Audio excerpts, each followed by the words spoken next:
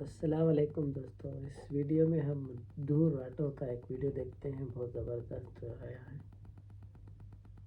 नमस्कार दोस्तों, 1 फरवरी साल 2003 नासा का कोलंबिया स्पेस शटल धरती पर वापस लौट रहा था।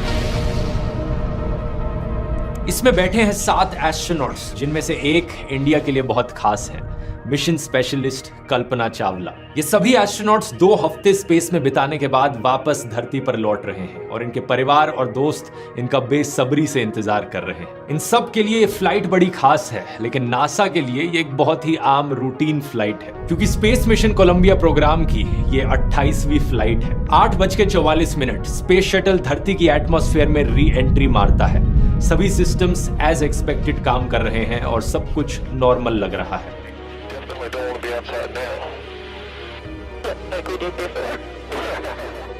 धरती पर स्पेस सेंटर में मौजूद है कैप्सूल कम्युनिकेटर कैपकॉम चार्ली होबॉक। ये वो इंसान है जो स्पेस शटल के साथ कम्युनिकेट कर रहे हैं। कुछ ही मिनटों बाद चार्ली होबॉक स्पेस शटल में बैठे एस्ट्रोनॉट्स के साथ टायर प्रेशर की रीडिंग्स को लेकर बात करते हैं। And Columbia, Houston, we see your tire pressure messages and we did not copy your last. Instrumentation, Max. दूसरी तरफ से मिशन कमांडर रिक हस्बैंड अपना जवाब दे रहे थे कि अचानक से लाइन कट हो जाती है। उनकी तरफ से सिर्फ एक शब्द सुनाई देता है, रॉजर, और उनका जवाब अधूरा रह जाता है। चार्ली होबॉक दोबारा से कम्युनिकेशन बनाने की कोशिश करते हैं, लेकिन दूसरी तरफ से कोई जवाब नहीं। 10 मिनट बीत जाते हैं, कोशिश जारी है, लेकिन दूसरी तरफ से अभी भी कोई जवाब नहीं। Columbia, Houston, UHF, com check. Space centre में मौजूद नासा की ये टीम इस बात से अनजान है कि कोलंबिया स्पेस शटल में एक धमाका हो गया है। कुछ ही मिनटों बाद कैनेडी स्पेस सेंटर पर एक कॉल आती है। जरा टीवी ऑन करके न्यूज चलाओ। न्यूज में कुछ ऐसे दृश्य दिख रहे थे। They've lost contact. We can only hope that what we're seeing is not the worst. If anybody knew what just blew up going across Nacogdoches. I saw a fireball. When I looked up and it was in 15 pieces. जमीन पर मौजूद कुछ लोगों ने आसमान की तरफ देखा तो उन्हें यह दिखाई दे रहा था मानो एक कॉमेट सा गिर रहा हो। चमकीली सी रोशनी ये 2 टुकड़ों में टूट जाता है और फिर और टुकड़ों में बिखरने लगता है। इस चमकीली सी रोशनी के बिखरे हुए हिस्से धरती की तरफ गिर रहे हैं। 9:12 टेक्सास स्टेट में स्पेसशिप के टुकड़े आसमान से गिरने लगते हैं। नासा को अब तक एहसास हो गया था कि यहाँ एक बेहद खतरनाक हादसा हुआ है। कुछ घंटों बाद प्रेसिडेंट जॉर्ज बुश देश को एड्रेस करते हैं। My fellow Americans, this day has brought terrible news and great sadness to our country. The Columbia is lost. There are no survivors. सातों के सातों एस्ट्रोनॉट्स मारे जाते हैं और इनमें से एक थी 40 साल की Indian born American Kalpana Chawla, एक ऐसी महिला जिनकी दास्तां पूरे देश के लिए इंस्पिरेशन बन गई। आइए जानते हैं इनकी पूरी कहानी आज के इस वीडियो में।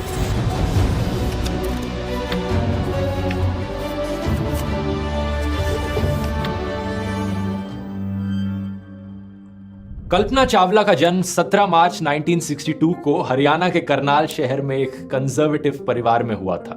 इनके पेरेंट्स बनारसी लाल चावला और संज्योति चावला पार्टीशन के दौरान पाकिस्तान से इंडिया आए थे और कल्पना इनकी चौथी और सबसे छोटी संतान थी। जब इन्होंने स्कूल जाना शुरू किया तो कोई फॉर्मली नाम नहीं दिया गया था इनको। घर पर इनको मोंटू करके पुकारते थे। जब उसकी बड़ी बहन स्कूल लेके गई, नाम पूछा तो हमने बोला नाम तो रखा ही नहीं है। घर का नाम उसका मुंटू मुंटू ही बोलते थे सब उसको।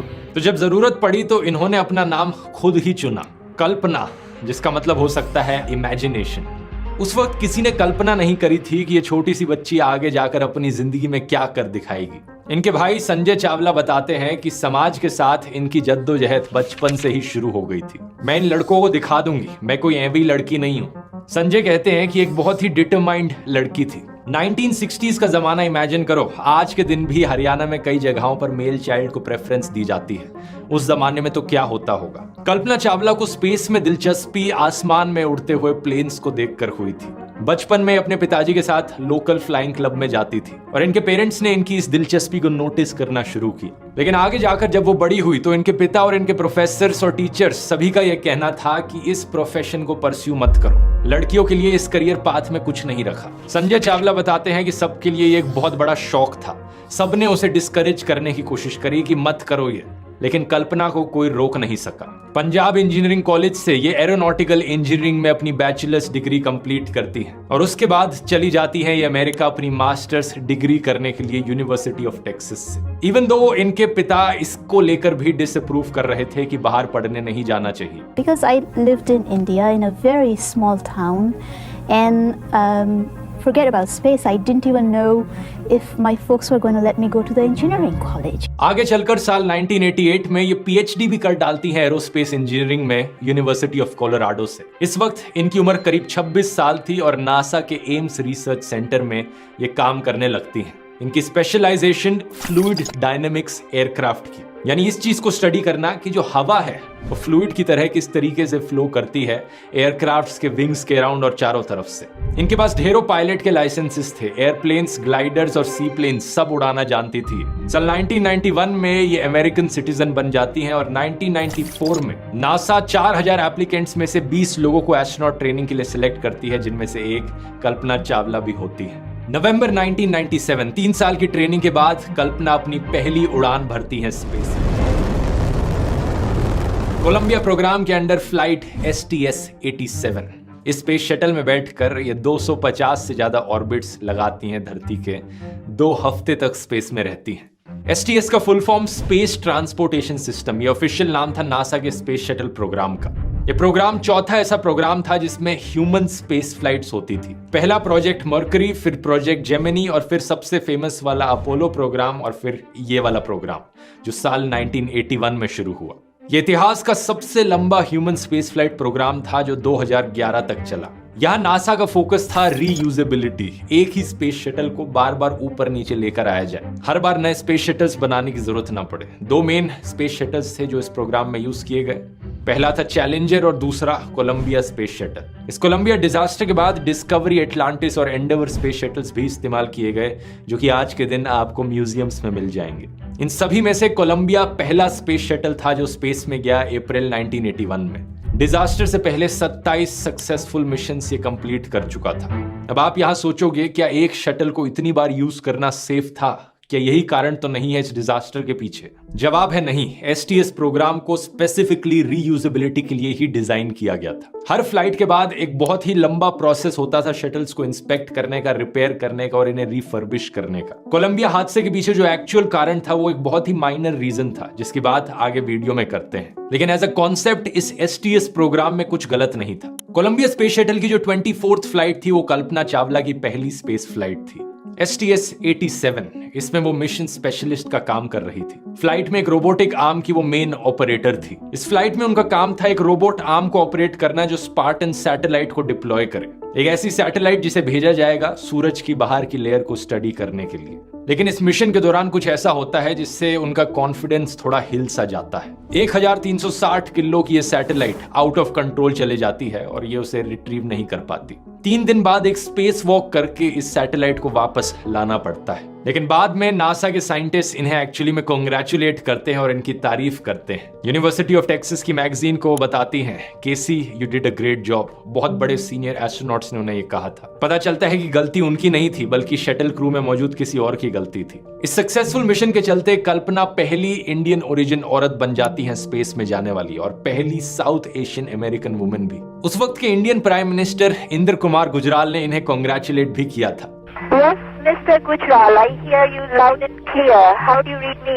Kalpana, we are proud of you, each one of us who has done such a pioneering work. Thank you, sir. Thank you very much. और कल्पना खुद कैसा फील कर रही थी पहली बार स्पेस में जाकर, उनका कुछ ऐसा कहना था। जब आप आसमान की तरफ देखते हो, तारों और गैलेक्सीज की ओर, आपको ऐसा महसूस होता है कि आप किसी छोटे से जमीन के टुकड़े के हिस्से नहीं हो, बल्कि पूरे सोलर सिस्टम, पूरे ब्रह्मांड का एक हिस्सा हो। मतलब किसी शहर, किसी देश या किसी कॉन्टिनेंट से पहले हम इंसान पूरी धरती और सौर मंडल को बिलोंग करते हैं। ये फ्लाइट 16 दिन तक चली थी और इसमें कई और साइंटिफिक एक्सपेरिमेंट्स भी करे गए, जैसे कि ये देखा गया कि माइक्रोग्रेविटी में प्लांट की रिप्रोडक्शन कैसे काम करती है। लेकिन इससे भी ज्यादा दिलचस्प वो एक्सपेरिमेंट्स थे जो इनकी दूसरी और आखिरी फ्लाइट में करे गए क्रैश से पहले। 16 जनवरी 2003 सुबह के 10:29 कोलंबिया स्पेस शटल आखिरी बार इस धरती से रवाना होता है।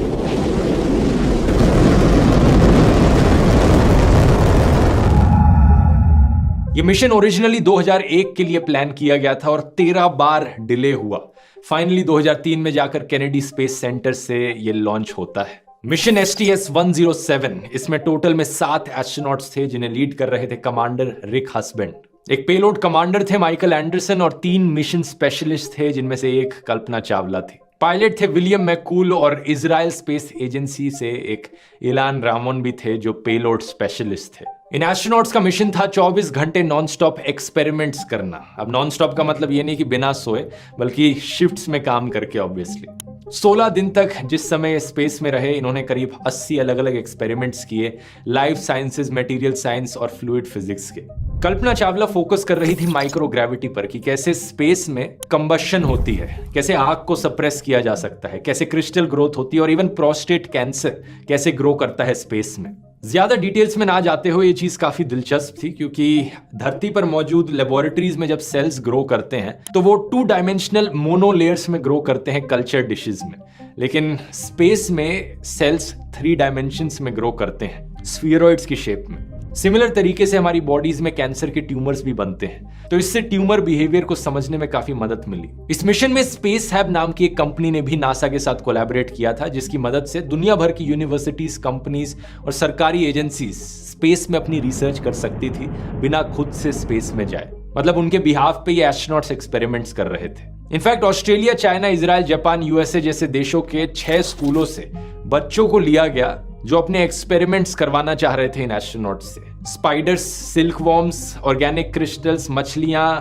मधुमक्खियां, एंट्स, ये सब कैसे रिएक्ट करते हैं स्पेस में, बच्चे जानना चाहते थे और इसको लेकर भी एक्सपेरिमेंट्स हो रहे थे। फूलों को लेकर एक बड़ी इंटरेस्टिंग चीज पता चली इन एक्सपेरिमेंट्स में कि जो सुगंध इन फूलों की होती है धरती पर, स्पेस में उनकी स्मेल ही बदल जाती है। क्योंकि मिशन के दौरान भी कॉन्स्टेंटली सारा डेटा धरती पर ट्रांसमिट किया जा रहा था, तो अप्रोक्सीमेटली 30% जो डेटा था इन एक्सपेरिमेंट्स का उसे सेव किया गया और कलेक्ट करके ग्राउंड स्टेशंस में रखा गया। कुछ सक्सेसफुल एक्सपेरिमेंट्स के वीडियोस भी रिकॉर्ड किए गए जो बच्चों को वापस भेजे गए, जैसे कि चींटियों को लेकर और क्रिस्टल्स को लेकर। लेकिन 40 से ज्यादा एक्सपेरिमेंट्स ऐसे भी थे जिनका कोई डेटा वापस नहीं मिल पाया इस हादसे की वजह से। वैसे यहाँ डेटा की बात करते हुए आपको बताना चाहूंगा, डेटा आज के दिन एक बहुत इंपॉर्टेंट चीज बन चुकी है। जब भी आप किसी वेबसाइट पर जाते हैं या कोई वीडियो देखते हैं ऑनलाइन, आप अपना डिजिटल फुटप्रिंट पीछे छोड़ जाते हैं।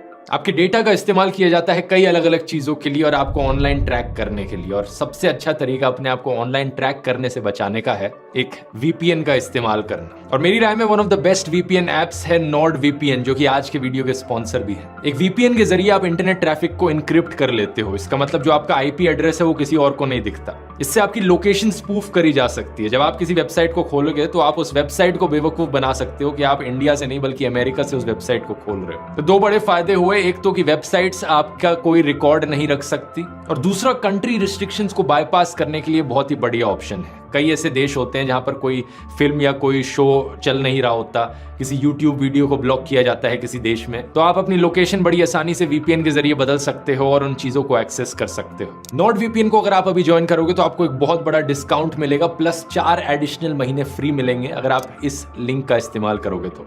nordvpn.com/dhruv। ये रिस्क फ्री है NordVPN की 30 डे मनी बैक गारंटी के साथ। इसका लिंक नीचे डिस्क्रिप्शन में मिल जाएगा या फिर सीधा आप जा सकते हैं nordvpn.com/dhruv पर। आइए अब टॉपिक पर वापस आते हैं। हालांकि एक इंटरेस्टिंग चीज यहाँ पर, राउंड वॉर्म्स का एक लाइव ग्रुप था जो इस डिजास्टर को सरवाइव कर गया सिर्फ कुछ माइनर हीट डैमेजेस के साथ, क्योंकि इन्हें एक एल्यूमिनियम के कैनिस्टर्स में रखा गया था। और हादसे के बाद जो टूटे हुए पीसेस रिकवर किए गए स्पेस शटल के, उनमें 5-6 ऐसे कैंस पाए गए जिनकी पेट्री डिशेस में ये राउंड वॉर्म्स जिंदा थे। आगे चलकर जो मिशंस हुए, जैसे कि 2011 में स्पेस शटल एंडेवर का STS प्रोग्राम का सेकंड लास्ट मिशन हुआ, उसमें इन राउंड वॉर्म्स के कुछ डिसेंडेंट्स को उसमें भेजा गया। लेकिन अब आते हैं इस वीडियो के सबसे बड़े सवाल पर, आखिर क्या कारण था इस बड़े हादसे के पीछे? क्या पायलट ने कुछ गलती करी या फिर किसी और क्रू मेंबर ने कुछ जल्दबाजी में गलती से कुछ डिसीजंस ले लिए?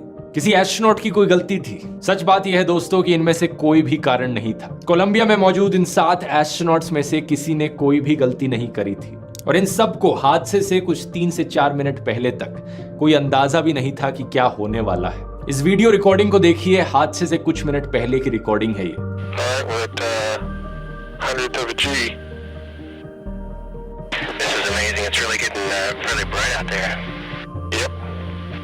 you definitely don't want to be outside now.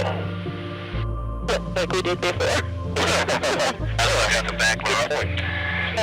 Astronauts हंसी मजाक कर रहे हैं। कल्पना चावला भी कुछ बात कर रही हैं। ये सिर्फ 8:58 पर ही था कि यहाँ बैठे एस्ट्रोनॉट्स को एक इंडिकेशन मिलता है कि सब कुछ जैसा होना चाहिए वैसा हो नहीं रहा है। कोलंबिया के बैकअप फ्लाइट सॉफ्टवेयर ने डिस्प्ले पर कुछ मैसेजेस दिखाए, ये बताने के लिए कि स्पेस शटल के लेफ्ट साइड वाले लैंडिंग गियर के 4 पहियों पर प्रेशर लॉस हो गया है। और ये वार्निंग एग्जैक्टली 1 मिनट पहले आई थी, उस समय से जब कोलंबिया ने धरती से सिग्नल खो दिया था। जमीन पर बैठे कैपकॉम इसी चीज को लेकर कम्युनिकेट करने की कोशिश कर रहे थे। अब कैसा लगेगा अगर मैं कहूं, हालांकि एस्ट्रोनॉट्स को कोई जानकारी नहीं थी इसके बारे में, लेकिन नासा में कुछ लोग इस प्रॉब्लम के बारे में जरूर जानते थे।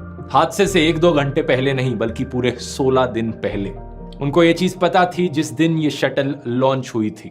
बात यह है कि कोलंबिया की लॉन्च के 81 सेकंड बाद एक फोम का छोटा सा टुकड़ा शटल से अलग होकर लेफ्ट विंग पर जाकर टकरा गया था। यह फोम उनमें से था जिसको यूज किया जा रहा था कोलंबिया के एक्सटर्नल टैंक को मेन शटल से कनेक्ट करने के लिए। ज्यादा बड़ा टुकड़ा नहीं था, सिर्फ 60 सेंटीमीटर लंबा और करीब 40 सेंटीमीटर चौड़ा था। इसका वजन सिर्फ 750 ग्राम था, लेकिन ये लेफ्ट विंग पर जाकर इतनी तेजी से टकराया कि इसकी वेलोसिटी उस वक्त एस्टिमेट करी जाती है कि 700 से लेकर 900 किलोमीटर प्रति घंटे के बीच में होगी। इस चीज के होने के 2 से 3 दिन बाद नासा के कुछ इंजीनियर्स ने STS प्रोग्राम के मैनेजर रॉन डी डिटरमोर को बोला कि पिक्चर्स लिए जाएं इस डैमेज को पता करने के लिए कि यहाँ क्या डैमेज हुआ है स्पेस शटल को, हम अपनी अमेरिकन स्पाई सैटेलाइट्स का इस्तेमाल कर सकते हैं। लेकिन इंजीनियर्स ने बताया कि चीफ ने इस रिक्वेस्ट को मना कर दिया था। यही कारण है कि जब ये चीज बाद में पता चली तो हादसे के बाद अप्रैल 2003 में इन्होंने अपनी पोजीशन से इस्तीफा दे दिया, अपनी गलती स्वीकार करते हुए। 2008 में आई स्पेस जर्नलिस्ट माइकल कैबेज और विलियम हार्डवुड की किताब कॉमचेक ने यह बताया कि डिपार्टमेंट ऑफ डिफेंस तैयार थी अपने स्पाई कैमरास इस्तेमाल करने के लिए, लेकिन ऑफिशियल्स ने मना कर दिया था। एक इंटरनल कमीशन बनाया गया था इस चीज में जांच करने के लिए, जिसका नाम था Columbia accident investigation board, short में CAIB। अगस्त 2003 में इस कमीशन ने अपनी एक बहुत बड़ी रिपोर्ट निकाली जिसमें डिटेल में एक्सप्लेन किया कि ये कोलंबिया डिजास्टर क्यों हुआ था और किस कारण की वजह से हुआ था। इस रिपोर्ट में एक बार फिर से मेंशन किया गया था नासा की नेग्लिजेंस को, नासा के human space flight chief William Reddy का फेलियर, इस ऑफर को ना एक्सेप्ट करना कि स्पाई सैटेलाइट्स का इस्तेमाल करके हम शटल के डैमेज को देख लें। यही कारण कि इस डैमेज को जांचा नहीं जाता और अगले 15 दिन तक ये मिशन एज पर प्लान चलता है, अंटिल 1 फरवरी जब मिशन खत्म होने के बाद स्पेस शटल को धरती पर वापस लौटना था। स्पेस शटल के लेफ्ट विंग पर ये जो डैमेज हुआ था, इसकी वजह से एक छोटा सा होल आ गया था और धरती के एटमॉस्फेयर में नीचे आते हुए ये डैमेज और बड़ा होता गया। एक छोटे से होल की वजह से हवा लीक करने लगी और आमतौर पर एक थर्मल प्रोटेक्शन सिस्टम होता है जो स्पेस शटल के अंदर टेम्परेचर मेंटेन करता है, लेकिन हवा की वजह से ये होल और बड़ा होता गया और देखते ही देखते एक सूटकेस जितना बड़ा इंसुलेशन का पीस टूट चुका था। कोलंबिया का एक बहुत बड़ा हिस्सा अब बाहर की आग और गैसेस से एक्सपोज हो रहा था। इसकी वजह से पहले लेफ्ट विंग में लगे सेंसर्स काम करना बंद कर जाते हैं, टेम्परेचर रीडिंग्स नहीं मिल पाती, फिर टायर प्रेशर की रीडिंग्स गायब हो जाती हैं और देखते ही देखते ये स्पेसक्राफ्ट टुकड़ों में बिखरने लगता है। जमीन पर मौजूद लोग इस वीडियो को कैप्चर करते हैं जिसमें ब्राइट फ्लैशेस दिखते हैं। एक छोटे से फोम के टुकड़े की वजह से ये पूरा हादसा होता है और 7 लोग अपनी जान गंवा देते हैं। लेकिन यहाँ पर यह चीज भी मेंशन करनी जरूरी है कि 2003 में जो CAIB की रिपोर्ट निकली थी,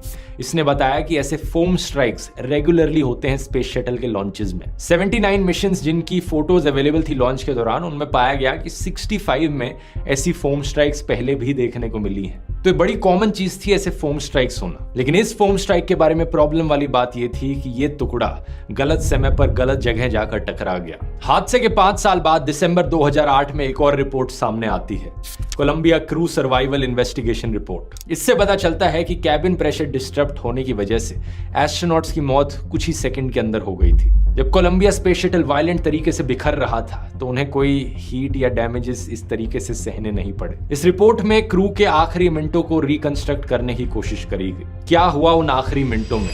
चारों तरफ वार्निंग साइंस और अलर्ट्स बज रहे थे, टायर प्रेशर की प्रॉब्लम, लैंडिंग गियर की प्रॉब्लम।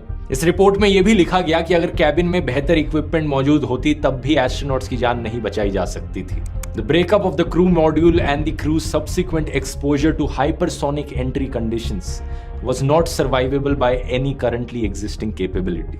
इस हादसे के बाद नासा ने स्पेस शटल प्रोग्राम को 2.5 साल के लिए रोक दिया और सबसे इंपॉर्टेंट चीज, फोम रैम्प का जो डिजाइन था वो भी बदला गया। अब इस तरीके से डिजाइन बदल के किया गया कि इस तरीके से हादसा दोबारा ना हो सके। और थैंकफुली आज के दिन 20 साल बाद भी ऐसा कोई हादसा दोबारा नहीं हुआ है। आगे स्पेस शटल प्रोग्राम को तब तक कंटिन्यू रखा गया जब तक इंटरनेशनल स्पेस स्टेशन बनकर तैयार नहीं हो गया। जुलाई 2011 में जब इसे फाइनली खत्म किया जाता है तब तक 135 मिशंस इस प्रोग्राम में किए जाते हैं और ये 30 साल पूरे कर लेता है। इन 30 सालों में टोटल में 14 एस्ट्रोनॉट्स अपनी जान गंवाते हैं अनफॉर्चुनेट एक्सीडेंट्स में, और इसी में से एक कल्पना चावला। इंडिया अपनी प्राइड को खो देता है, लेकिन कल्पना चावला का इम्पैक्ट लाखों लोगों की जिंदगी पर देखने को मिलता है, डायरेक्टली और इनडायरेक्टली। कल्पना इतनी पैशनेट थी साइंस एजुकेशन को लेकर कि वो चाहती थी कि इंडिया में हर लड़की को ऐसी एजुकेशन मिल सके। यही कारण कि उन्होंने नासा को कन्विंस किया कि उनका जो सेकेंडरी स्कूल था करनाल में, टैगोर बाल निकेतन सीनियर सेकेंडरी स्कूल, उसके स्टूडेंट्स हिस्सा ले सके नासा के समर स्पेस एक्सपीरियंस प्रोग्राम में। 1998 के बाद से हर साल ये स्कूल 2 लड़कियों को अमेरिका भेजता था ह्यूस्टन में for the foundation for international space education United space school. और कल्पना चावला इन लड़कियों को अपने घर भी बुलाती थी डिनर करने के लिए। नासा ने कल्पना चावला और बाकी क्रू मेंबर्स को काफी ट्रिब्यूट्स दिए हैं पिछले कुछ सालों में, जैसे कि मार्स पर जो लैंडिंग करी थी नासा ने, उस जगह को कोलंबिया मेमोरियल स्टेशन बुलाया गया। और मार्स और जुपिटर के बीच कई सारे एस्ट्रॉइड्स हैं जिनका नाम इन क्रू मेंबर्स के नाम पर रखा गया। यही कारण कि आज हमारे सोलर सिस्टम में कहीं दूर चक्कर लगा रहा है एक एस्ट्रॉइड जिसका नाम है 51826 कल्पना चावला। ये वीडियो पसंद आया तो ये वाला वीडियो भी जरूर पसंद आएगा। एक और ऐसे हादसे के ऊपर वीडियो है जहां पर एस्ट्रोनॉट्स एक्चुअली में सरवाइव कर गए। हफ्तों तक स्पेस में गुम होने के बाद अपोलो 13 का ये मिशन यहां क्लिक करके देख सकते हैं। बहुत बहुत धन्यवाद।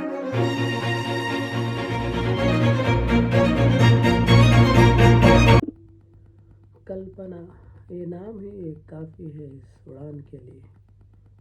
नासा का मिशन ये फील्ड इतना ख़तरनाक रहा, अपने इंडिया की एक औरत भी ख़त्म हो गई। मगर इस बात से यही अंदाज़ा लगा सकता है कि अपने आप को कहीं पर भी पहुंचाने के लिए इरादे मजबूत होना चाहिए। इरादे मजबूत हैं तो दुनिया को जीत सकते हैं और दुनिया को काबू भी कर सकते हैं। ध्रुव राठी के इस वीडियो में भी हमें पता समझने के एक मौका मिला कि अपने सपनों को जीने के लिए खुद अपने सपनों को संजोने के लिए ताकत रखना चाहिए और आगे बढ़ना चाहिए। दुनिया में किस तरह से भी मुसीबत आए, तकलीफ आए, अपने सपनों को पूरा करने के लिए हर हमेशा तैयार रहना चाहिए।